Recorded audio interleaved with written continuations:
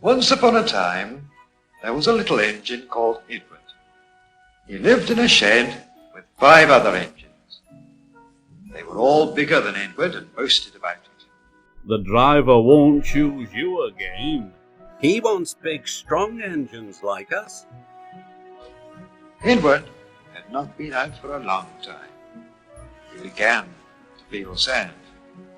Just then, the driver and fireman came along to start work. The driver looked at Edward. What's the matter? Are you feeling sad? Would you like to come out today? Oh, yes, please. So the fireman lit the fire. It made a nice lot of steam. Then the driver pulled the lever. And Edward puffed away.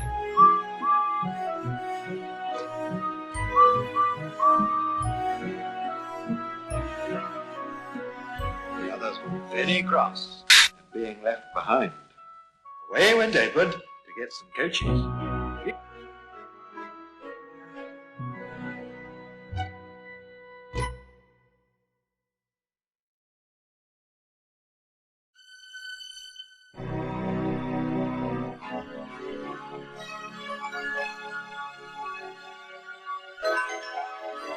Oh, please be careful, Edward. Don't bump and bang us like the other engines do. So Edward came up to the coaches, very, very gently. And the shunter fastened the coupling. Thank you, Edward. That was kind. We are glad you're taking us today. Then they went to the station where the people were waiting.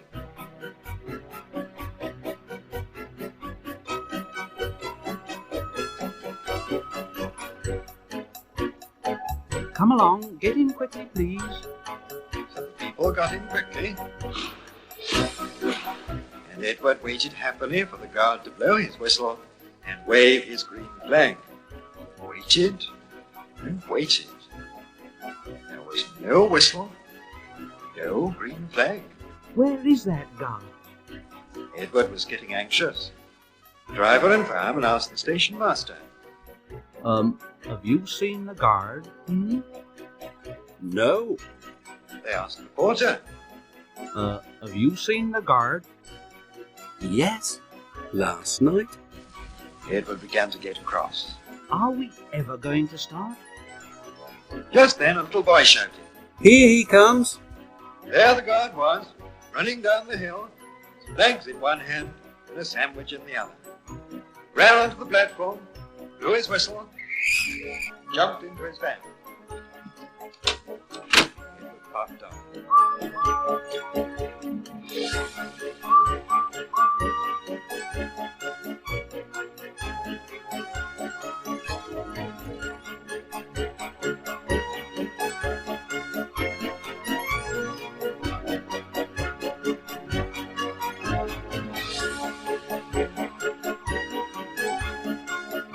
He did have a happy day. All the children ran to wave as he went past.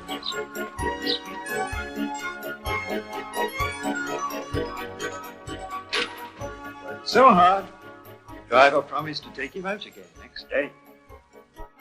I'm going out again tomorrow. What do you think of that? But he didn't hear what they thought. But he was so tired and happy, he fell asleep at once. One of the engines in Edward's shed was called Gordon. He was very big and very proud. You watch me this afternoon, little Edward. When I rush through with the express, that'll be a splendid sight for you. Just then, his driver pulled the lever.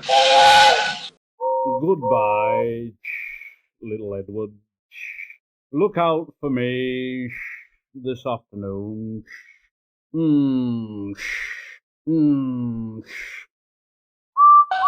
Edward went off too, to do some shunting. Edward liked shunting. It was fun playing with trucks. He would come up quietly and give them a pull. Oh, oh, oh, oh, oh, screamed the trucks. Whatever is happening?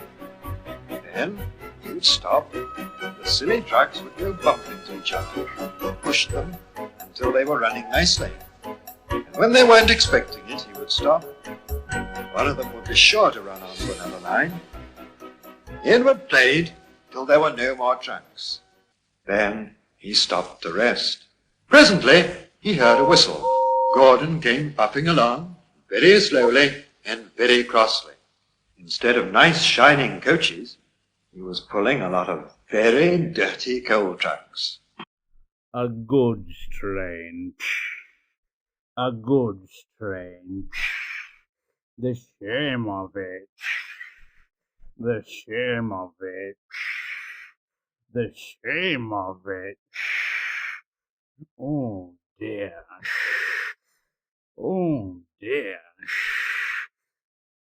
Edward laughed and went to find some more trucks. Soon afterwards, a porter came and spoke to his driver. Gordon can't get up the hill. Will you take Edward and push him, please? He found Gordon halfway up the hill and very cross. His driver and fireman were talking to him severely. You are not trying. I can't do it. I can't do it. The noisy trucks hold an engine back so. If they were coaches now, clean, sensible things that come quietly, that would be different. Edward's driver came up. We've come to push you. Oh, it's no use at all. Well, you wait and see. They brought the train back to the bottom of the hill. Edward came up behind the brake van ready to push. I'm ready. It's no good. They pulled and pushed as hard as they could.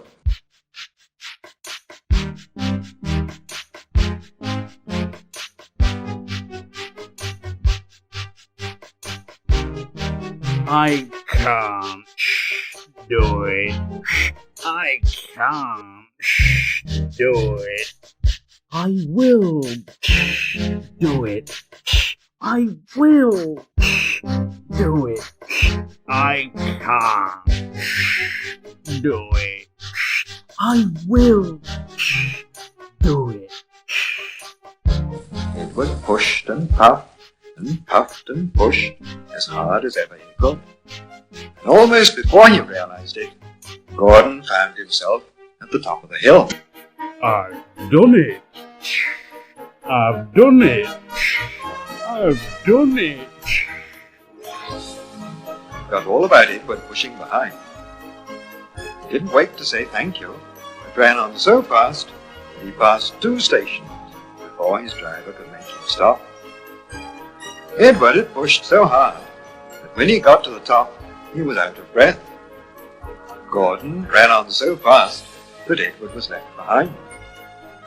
He ran on to the next station. There the driver and fireman said they were very pleased with him. The fireman gave him a nice long drink of water, and the driver said, I'll get my paint out tomorrow and give you a beautiful new coat of blue with red stripes. Then you'll be the smartest engine in the shed. Once an engine attached to a train was afraid of a few drops of rain.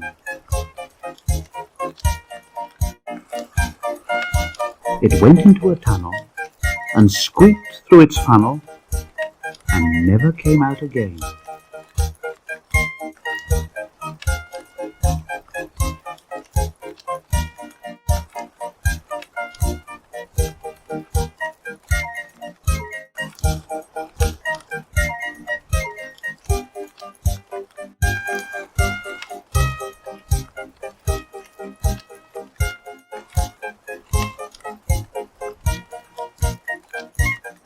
The engine's name was Henry. His driver and fireman argued with him, but he wouldn't move. He said, No, I shan't come out so that the rain will spoil my lovely green paint with red stripes. No!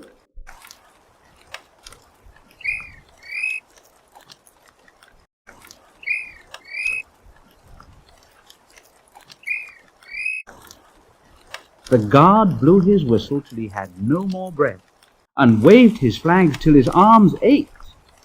But Henry stayed in the tunnel and blew steam at him. Go away. Go away. I'm not going to spoil my lovely green paint and red stripes for you. The passengers came and argued too, but Henry would not move. No! No! Leave me alone. A fat director who was on the train told the guard to get a rope. Fetch a rope, will you? That's right. Now, Henry, we will pull you out. But Henry only blew steam at him and made him wet. Leave me alone. They hooked the rope on, and all pulled except the fat director. My doctor has forbidden me to pull, don't you know? They pulled and pulled and pulled, but still Henry stayed in the tunnel. Then they tried pushing from the other end. The fat director said, "1, 2, 3, push!" But he didn't help himself. He said, "My doctor has forbidden me to push." They pushed and pushed and pushed, but still Henry stayed in the tunnel. At last, another train came. The guard waved his red flag and stopped it. The 2 engine drivers, the 2 firemen, and the 2 guards went and argued with Henry. "Look, Henry, it's stopped raining." Yes, but it'll begin again soon. What would become of my green paint with red stripes then? So they brought the other engine up, and it pushed and puffed.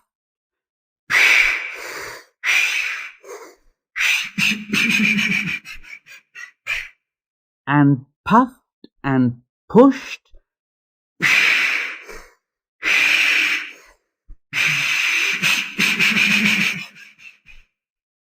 As hard as ever it could. But still Henry stayed in the tunnel. So they gave it up.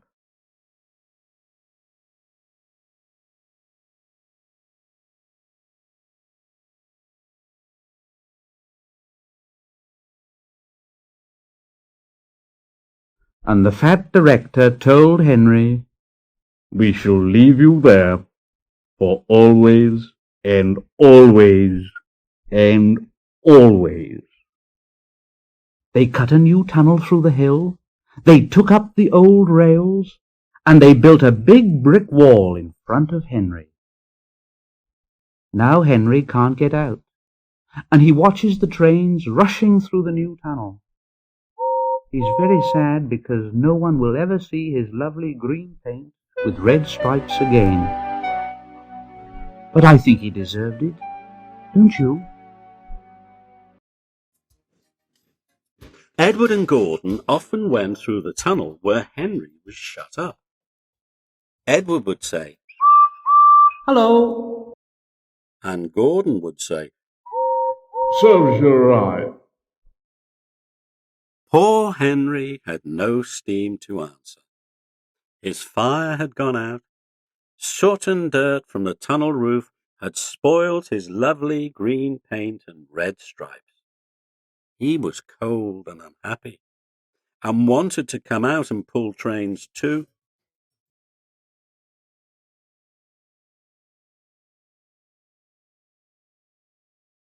Gordon always pulled the express. He was proud of being the only engine strong enough to do it. There were many heavy coaches full of important people like the fat director who had punished Henry. Gordon was seeing how fast he could go. Trickety-trot, trickety-trot, trickety-trot, said the coaches. Gordon could see Henry's tunnel in front. In a minute, I'll just go at Henry and rush through and out into the open again. Closer and closer he came. He was almost there when crack! Oh dear! Oh, what's happened?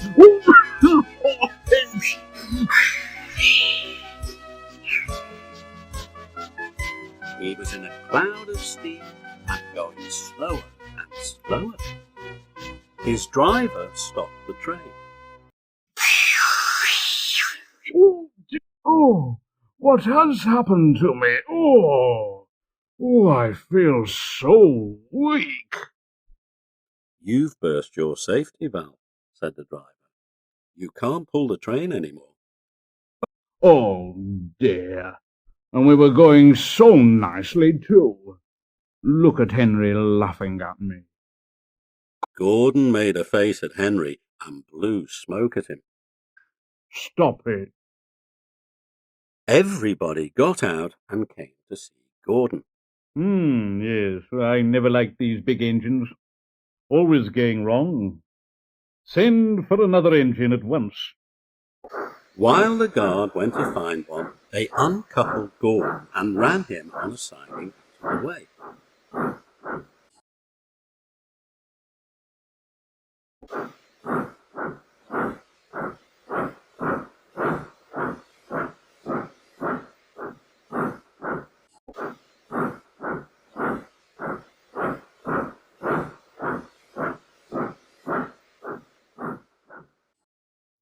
The only engine left in the shed was Edward. Edward, Gordon isn't feeling very well. Will you come and pull his coaches for him? Well, I'll try.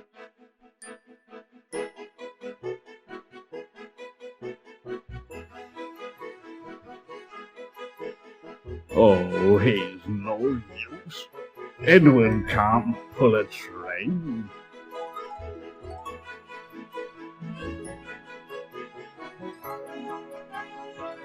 Edward puffed and pulled and puffed, but he couldn't move the heavy coaches. I told you so. Why not let Henry try? All right. I will. Henry, will you help pull this train? Oh, yes, certainly. Only do, please. So Gordon's driver and fireman lit his fire. Some plate layers broke down the wall and put back the rails, and when he had steam up, Henry puffed out. He was dirty. His boiler was black, and he was covered with cobwebs. Oh, I'm so stiff. I'm so stiff. You'd better have a run and ease your joints and find a turntable. Henry came back, feeling better, and they put him in front.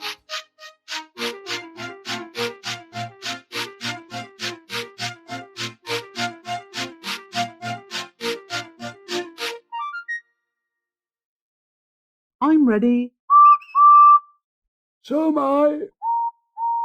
Pull hard. Pull hard. We'll do it.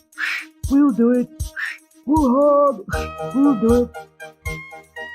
Do it, they puffed together. The heavy coaches jerked and began to move, slowly at first, then faster and faster. We've done it together. We've done it together. We've done it together. We've done it together. Hooray, you've done it. Hooray, you've done it. Hooray, you've done it. All the passengers were excited. The fat director leaned out of the window to wave to Edward and Henry, but the train was going so fast that his hat blew off into a field, where a goat ate it for his teeth.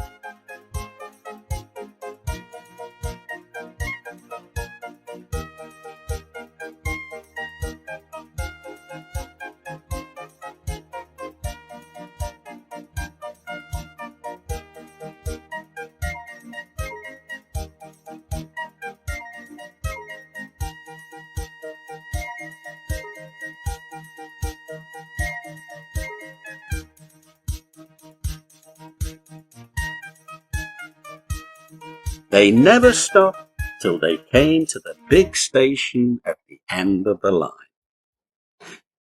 The passengers all got out and said, "Thank you." And the fat director promised Henry a new coat of paint. Would you like blue and red? Oh, yes, please. Then I'll be like Edward and Gordon. That will be nice. And on their way, they helped Gordon back to the shed.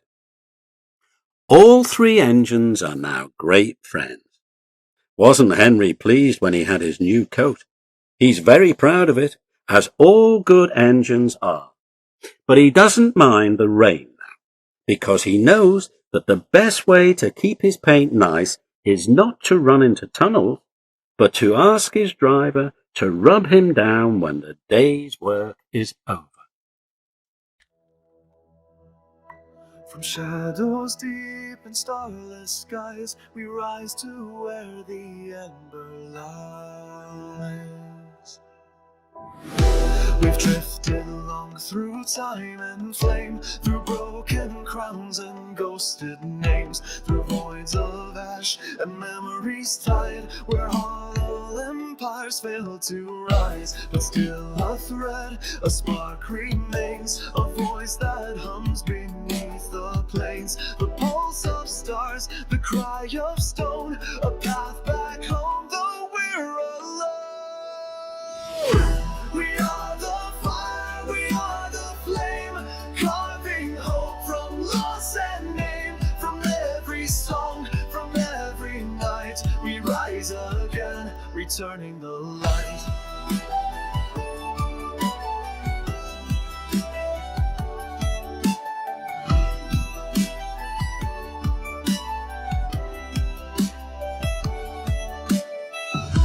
Like terror burns, yet still we build. Our scars are proof the dark was killed. The echoes flow, the tide moves on, but love remains when we are gone. From moon-wrought thrones to miners' pain, to rivers sung in time's own name, through ancient Rome and starlit cries, the flame endured beneath the sky.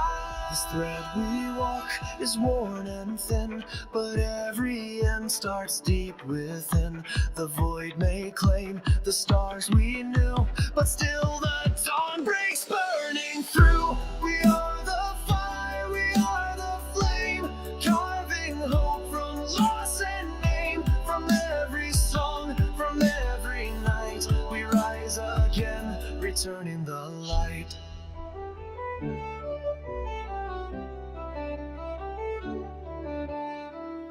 So let the bells in silence ring, let broken soldiers start to sing. The hollow realms may fall and fade, but in our hands the light is made. We've marched through storms, through flame and void, with nothing left but love destroyed. Yet now we stand with hearts aligned to bring the flame we could not find. We are the fire, we are the flame, not gods, not kings, but all the same. We walk the dark to free the night. We rise again, returning the light.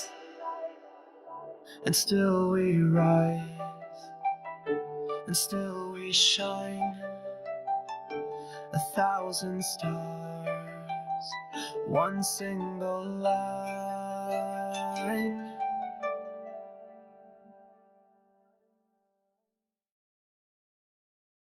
Still the river moves beneath,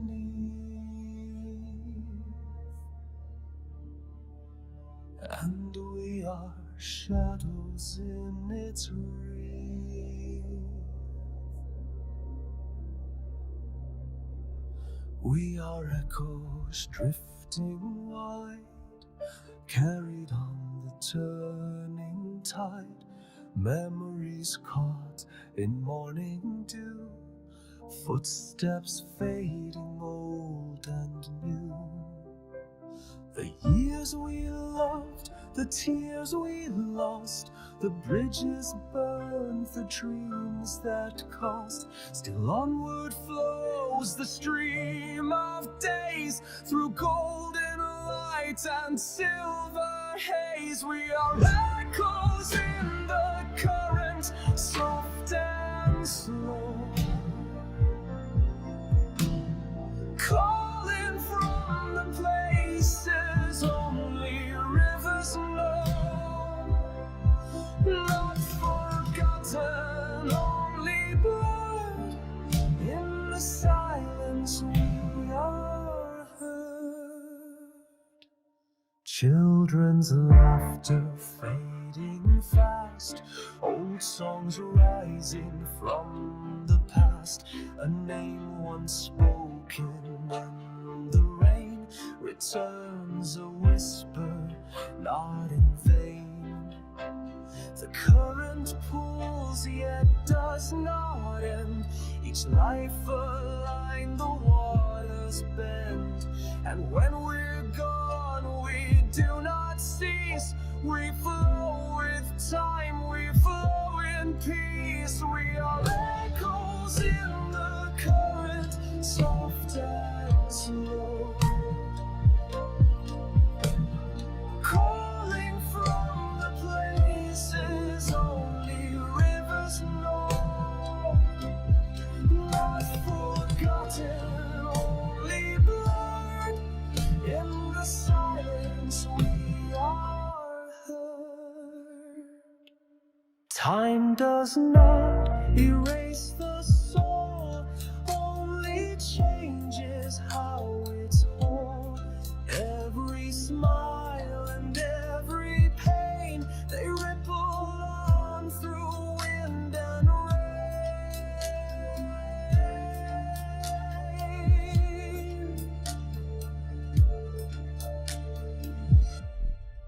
So if you stand where stillness lies and feel a breeze or hear the skies, know we remain within the stream, living on in someone's dream.